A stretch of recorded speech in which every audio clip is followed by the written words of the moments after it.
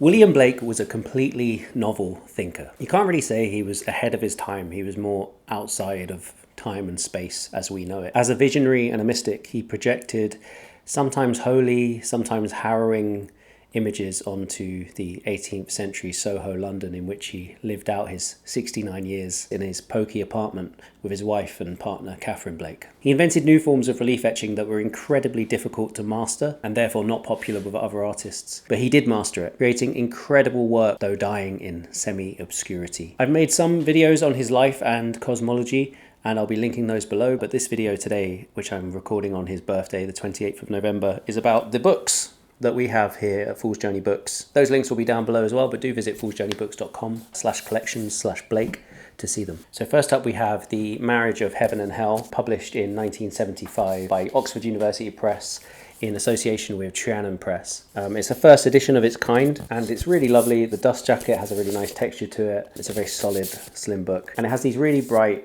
beautiful illustrative plates, preserving Blake's original conception of the work. And The Marriage of Heaven and Hell, I mean, you know, I could make several videos about the work. It expresses a theme in Blake's work that is, I suppose, quite rare at the moment. It's a celebration of the interaction between opposites. You know, we have heaven and hell, and a recognition that it is the push and pull between these oppositional points, that all things have energy and meaning. In the text, energy is eternal delight. Evil is chaotic liberation, and good is reason and restriction. So next up we have, I'm going to lay these down, The Life of William Blake, made into a limited edition of 1480, and this is copy 1320. We have this beautiful biography by Mona Wilson, published by Nonsuch, who do lots of great Blake works, and we have several here today.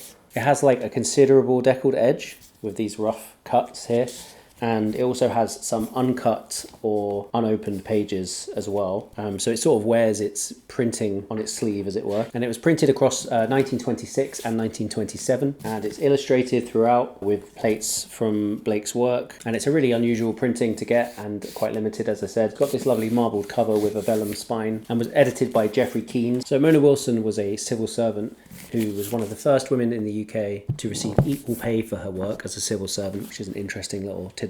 Really beautifully illustrated with plates and cellotypes in here. So that is The Life of William Blake by Mona Wilson. Keeping with Nonsuch Press, we also have this complete Blake with variant readings, and it has this very thin India paper. Again, a marbled cover board with some gilt gold on the spine, and it's the first edition, again edited by Geoffrey Keynes, and again has prints of the miniature works of Blake. And the paper was specially made by Robert Fletcher and Son, and it was designed by Francis Meynell. Yeah, lovely bright copy of this book. Usually when you see versions of this, the colours are a bit more muted. I'm going to make some space and remove one of my crystal balls.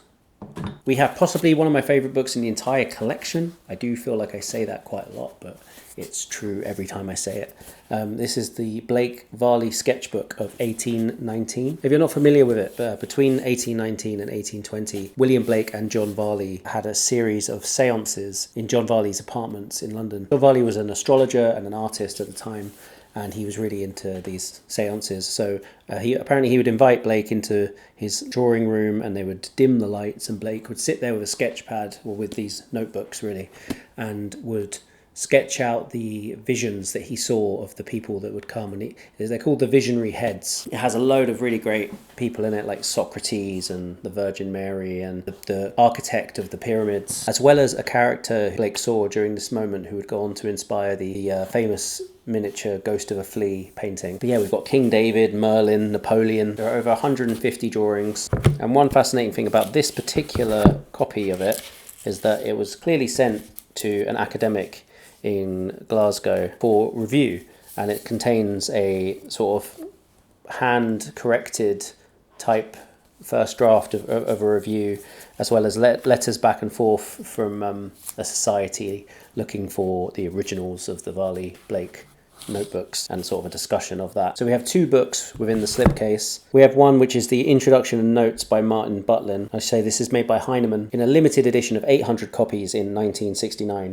So we have this introduction and commentary on the actual facsimile notebook here. And we have the notebook itself, which is just like a lot of the really detailed, high quality facsimiles that you see. It's just amazing. Like when you actually look through the pages, You really feel like you're looking at actual pencil markings. It's amazing, really. Because it's a facsimile of Varley's notebook that he handed over to Blake during the seances, it has some of Varley's landscape work in there as well, which just adds to the sort of like interesting provenance of the whole thing, to be honest. Really interesting couple of books and some letters there, and I absolutely adore having this in my possession. Go to foolsjourneybooks.com/collections/Blake to have a look for yourself. Now let me just rearrange this. So next up we have Divine Image, which is not a work that you see around a lot, really. It's a relatively short poem by Blake. To mercy, pity, peace and love will pray in their distress, and to these virtues of delight return their thankfulness. For mercy, pity, peace and love is God our Father dear, and mercy, pity, peace and love is man, his child and care. So in this work, Blake makes this simple case that the